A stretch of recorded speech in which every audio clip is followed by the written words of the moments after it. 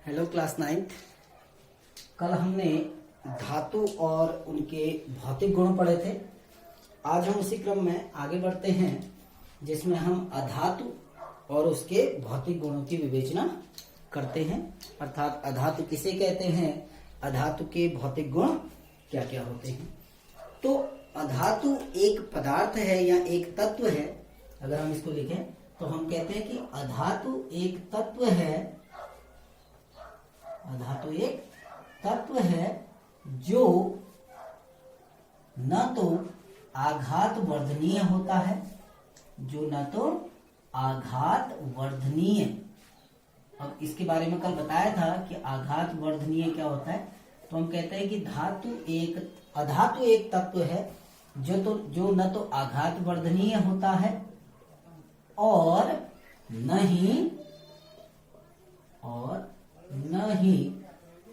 क्या होता है, इसको हम खींचा जा सकता है, यानी नहीं ये तन्य होता है।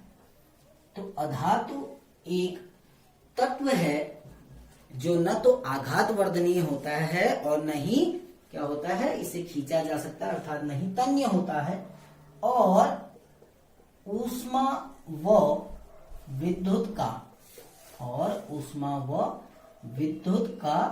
कुचालक होता है। ऊष्मा व विद्युत का कुचालक होता है।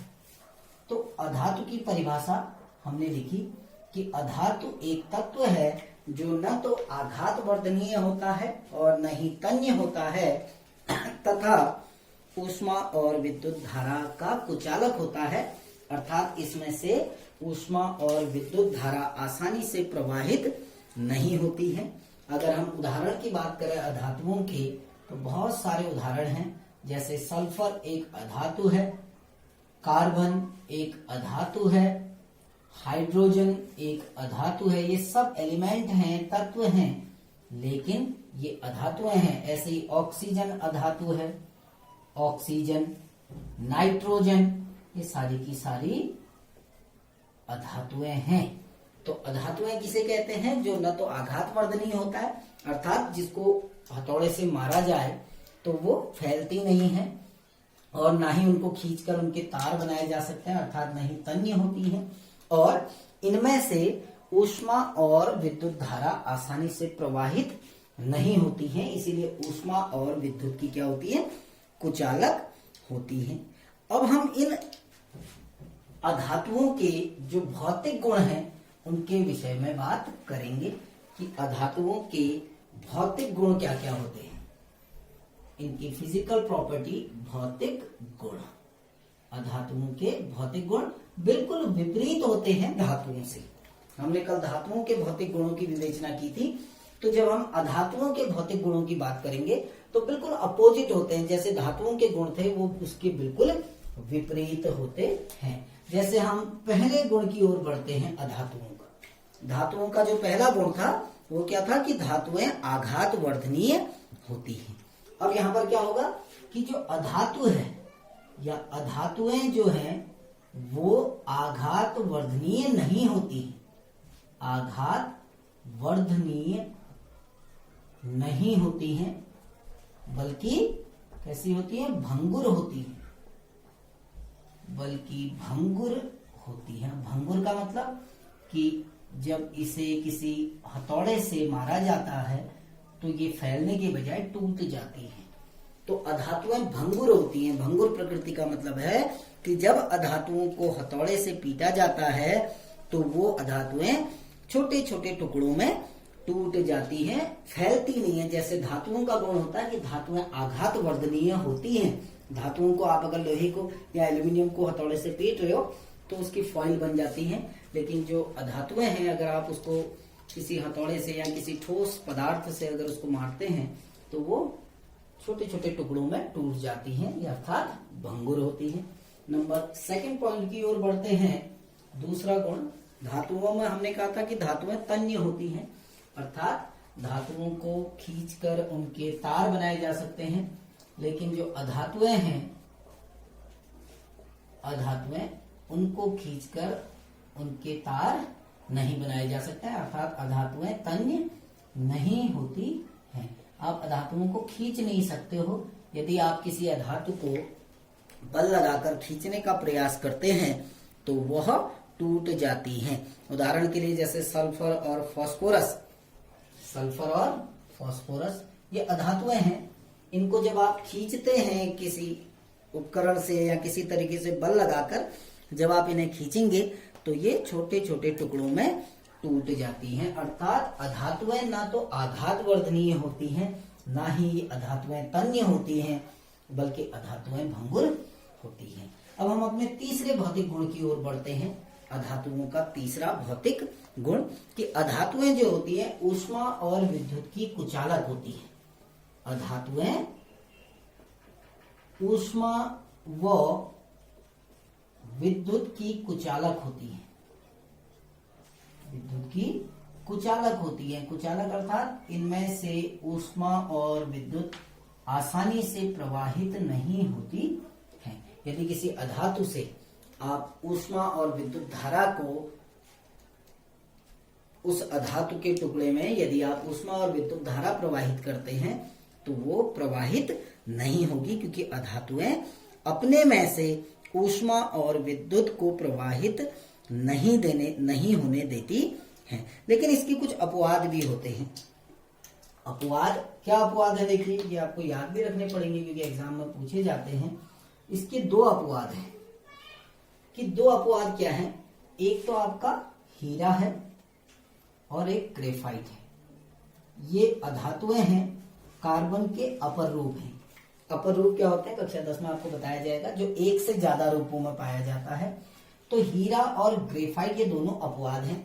हीरा भी अधातु है और ग्रेफाइट भी अधातु है। तो अधातु होने के कारण इनको ऊष्मा और विद्युत का क्या होना चाहिए, कुचालक। लेकिन हीरा जो होता है ये ऊष्मा का सुचालक होता है। अर्थात हीरे में से ऊष्मा आसानी से प्रवाहित हो जाती है।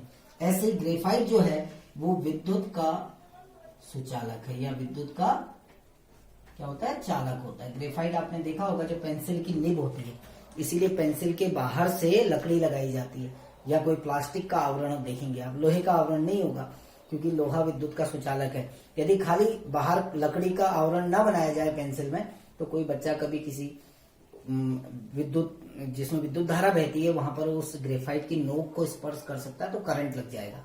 इसीलिए ग्रेफाइट अधातु है। अधातु होने के कारण इसको विद्युत का कुचालक होना चाहिए, लेकिन ये अपवाद है, इसलिए विद्युत का क्या होता है, सुचालक होता है। तो अब हम बढ़ते हैं अपने चौथे गुण की ओर, यानी जो अधातुओं का जो चौथा भौतिक गुण है वो ये है कि अधातुएं चमकीली नहीं होती है। धातुएं चमकीली होती हैं लेकिन अधातुएं जो है चमकीली नहीं होती है। आप अधातुओं को देखोगे, अधातुएं चमकीली नहीं होती हैं। अधिकांश अधातुएं, उनकी जो सरफेस है वो चमकीली नहीं होती है, शाइनी सरफेस नहीं होती है, बल्कि कैसी होती है, उनकी जो सरफेस होती है धुंधली होती है। यानी इनकी जो सरफेस है, इनकी जो आवरण है बाहर, वो चमकीला आवरण नहीं होता है, बल्कि वो आवरण कैसा होता है, धुंधला आवरण होता है। अब इसका भी, जैसे आपका सल्फर है, फास्फोरस है, तो ये देखने में चमकीली नहीं होती है, इनमें कोई विशेष प्रकार की चमक नहीं पाई जाती है। लेकिन कुछ इसके भी अपवाद हैं। अब वो अपवाद क्या है, देखिए मैं अपवाद बता रहा हूं। नंबर पहला अपवाद ये है, सामान्यतया जो अधातुएं हैं वो चमकीली नहीं होती हैं, लेकिन एक अधातु है जिसको हम आयोडीन कहते हैं। आयोडीन एक अधातु है, लेकिन ये कैसी होती है, चमकीली होती है। कभी कभी प्रश्न पूछा जाता है कि वह कौन सी अधातु है जो चमकीली होती है, या वह कौन सी अधातु है जो ऊष्मा की चालक होती है, वह कौन सी अधातु है जो विद्युत की चालक होती है। तो ये अपवाद बहुत पूछे जाते हैं। तो हमें पता है हीरा एक ऐसी अधातु है जो ऊष्मा की चालक होती है, ग्रेफाइट एक ऐसी अधातु है जो विद्युत की चालक होती है, ऐसे ही आयोडीन एक ऐसी अधातु है जिसमें विशेष प्रकार की चमक पाई जाती है। तो अधातुएं जो हैं वो आमतौर पर चमकीली नहीं होती हैं, लेकिन आयोडीन एक ऐसी अधातु है जो चमकीली होती है। अब हम अपने अगले भौतिक गुण की ओर बढ़ते हैं कि अधातुएं आमतौर पर मृदु होती हैं, ये बहुत ज्यादा कठोर नहीं होती हैं। तो जो अधातुएं हैं हम कहते हैं अधातुएं मृदु होती हैं, मुलायम होती। अधिकांश अधातुएं मुलायम होती हैं। मुलायम यानी उनको आसानी से चाकू से काटा जा सकता है, इतनी मुलायम होती हैं। लेकिन इसमें भी कुछ अधातुएं ऐसी हैं जो बहुत ही कठोर होती हैं। यानी हीरा जो है, हीरा एक अधातु है लेकिन सबसे कठोर पदार्थ है। हीरे को कैसा होना चाहिए था? इस परिभाषा के अनुसार, इस गुण के अनुसार हीरे को मुलायम होना चाहिए था, लेकिन अपवाद है। तो हीरा एक कठोर पदार्थ है, जबकि अधातुएं, अधिकांश अधातुएं कैसी होती हैं? मृदु होती हैं। अब हम बढ़ते हैं अगला 7वें पॉइंट की ओर कि जो अधातुएं हैं वो कक्ष ताप पर तीनों अवस्थाओं में पाई जाती हैं।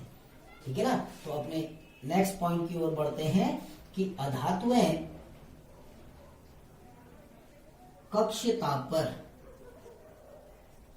तीनों अवस्थाओं पर पाई जाती हैं। कक्ष ताप पर ठोस, द्रव तथा गैस अवस्था में पाई जाती हैं। अवस्था में पाई जाती हैं। यानी ये ठोस भी हो सकती हैं, ये द्रव भी हो सकती हैं, ये गैस भी होती है। जैसे हम धातुओं के केस में अगर कहें तो धातुएं ठोस होती हैं। अधिकांश धातुएं जो हैं वो कैसी होती हैं? ठोस होती है। वहां भी एक अपवाद है, मरकरी। धातुओं में क्या होता है? जो मरकरी है वो द्रव होता है। इसको छोड़कर जो अन्य धातुएं हैं वो सारी क्या होती हैं? ठोस। धातुएं सामान्यतया कैसी होती हैं? ठोस। ऐसे ही जो अधातुएं हैं वो तीनों अवस्थाओं में पाई जाती हैं, ठोस, द्रव और गैस। जैसे अगर हम उदाहरण के लिए कहें सल्फर, फास्फोरस, ये अधातुएं हैं जो ठोस अवस्था में पाई जाती है। ब्रोमीन अधातु है, ये द्रव अवस्था में पाई जाती है। ऐसे ही ऑक्सीजन है,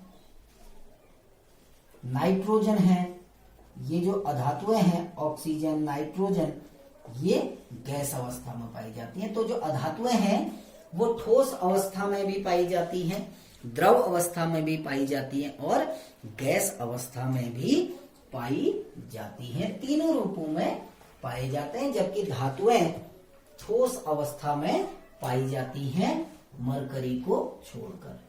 अगला गुण, जो अधातुएं हैं ध्वनिक नहीं होती है। ध्वनिक नहीं होती हैं। यानी अधातुएं जब किसी कठोर सतह से टकराती हैं तो ये कोई विशेष ध्वनि उत्पन्न नहीं करती हैं। जैसे किसी धातु को अगर आप अपने हाथ से गिरा दो तो जब वो किसी ठोस सतह से टकराती है तो एक विशेष प्रकार की साउंड आती है। लेकिन अधातुओं में ये गुण नहीं पाया जाता है कि अधातुओं में कोई विशेष प्रकार की ध्वनि उत्पन्न नहीं होती है।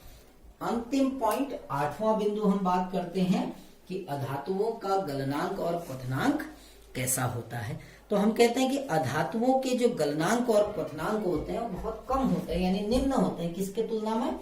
धातुओं की तुलना में। तो हम कहते हैं अधातुओं के गलनांक व क्वथनांक, गलनांक व क्वथनांक धातुओं से कम होते हैं, धातुओं से कम होते हैं। तो अधातुएं क्योंकि मुलायम होती हैं, अभी हमने पढ़ा है मृदु होती हैं, तो अधातुओं के जो गलनांक और जो क्वथनांक है वो भी कम होते हैं। जैसे सल्फर है तो सल्फर का गलनांक 119 डिग्री सेल्सियस होता है। सल्फर का जो गलनांक है वो 119 डिग्री सेल्सियस होता है। तो सल्फर एक निम्न गलनांक वाली अधातु है। ऐसे ही आयोडीन जो है, आयोडीन भी एक धातु है जिसको I2 कहते हैं हम। आयोडीन का जो गलनांक है वो आपका 113 डिग्री सेल्सियस होता है। तो जो अधातुओं के गलनांक होते हैं, अब हमने धातुओं में कहा था, देखो लोहे की बात करी थी हमने, लोहा का गलनांक होता है 1535 डिग्री सेल्सियस। कल की वीडियो को देखना, उसमें हमने धातुओं के गलनांक के बारे में बात की। अगर आप इनमें कंपेयर करो सल्फर और लोहे में, तो लोहे का गलनांक बहुत उच्च है जबकि सल्फर का गलनांक बहुत कम है। लेकिन इसके भी कुछ अपवाद हैं कि जो ग्रेफाइट है वो होने को तो एक अधातु है, लेकिन उस ग्रेफाइट का जो गलनांक होता है, ग्रेफाइट एक अधातु है, अधातु होने के कारण इनके गलनांक कैसे होने चाहिए, कम, लेकिन ग्रेफाइट का गलनांक 3700 डिग्री सेल्सियस होता है। यह अपवाद है, ठीक है ना।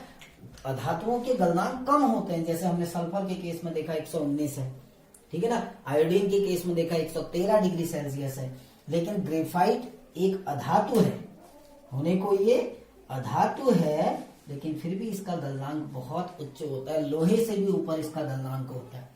तो ये था कि अधातु किसे कहते हैं, अधातुओं के भौतिक गुण क्या क्या होते हैं। अब इसके बाद एक छोटा सा टॉपिक और है जिसको हम कहते हैं उपधातु, मेटेलॉइड्स। आपने धातु अधातु इनके बारे में तो पढ़ा हुआ है पहले से। अब हम एक नए टॉपिक की ओर बढ़ते हैं, छोटा सा एक टॉपिक है जिसको कहते हैं उपधातु क्या होते हैं।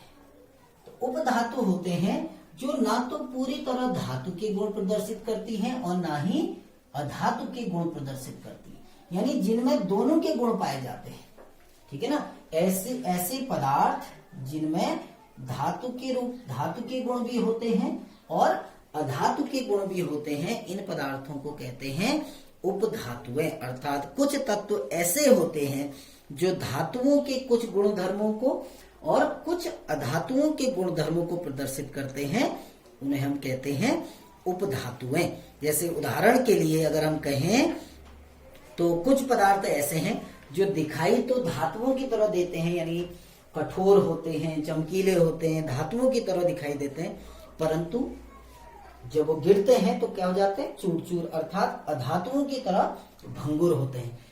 दिखने में बिल्कुल धातु की तरह होते हैं, चमकीले होते हैं, है ना, कठोर होते हैं, लेकिन जैसे ही वो गिरते हैं तो वो टूट जाते हैं, अर्थात भंगुर होते हैं। धातुएं टूटती नहीं है, लेकिन दिख धातु की तरह रहे हैं, लेकिन होते कैसे हैं, अधातु होते हैं। अर्थात उनमें धातुओं के गुण भी पाए जाते हैं और अधातुओं के गुण भी पाए जाते हैं, उपधातुएं कहलाती हैं। जैसे अगर हम उदाहरण लें, इन बोरॉन है, सिलिकॉन है, जर्मेनियम है, जैसे कुछ अगर हम ये उपधातुओं के गुण लिखें, बोरॉन है आपका इसका एक उदाहरण, बोरॉन उपधातु है।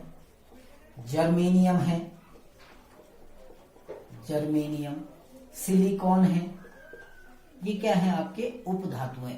उपधातुएं अर्थात जिनमें धातुओं के गुण भी पाए जाते हैं और अधातुओं के गुण भी पाए जाते हैं, उन्हें हम कह देते हैं उपधातुएं कहा जाता है। अर्थात जैसे हम कहेंगे वो धातुओं की तरह विद्युत के चालक तो होते हैं, हम कह सकते हैं कि कुछ ऐसे पदार्थ होते हैं जो धातुओं के समान विद्युत के चालक तो होते हैं, परंतु वो कठोर नहीं होते, वो मुलायम होते हैं। अर्थात कुछ गुण धातुओं के, कुछ गुण किसके पाए जाते हैं, अधातुओं के। ऐसे पदार्थों को हम कहते हैं उपधातु।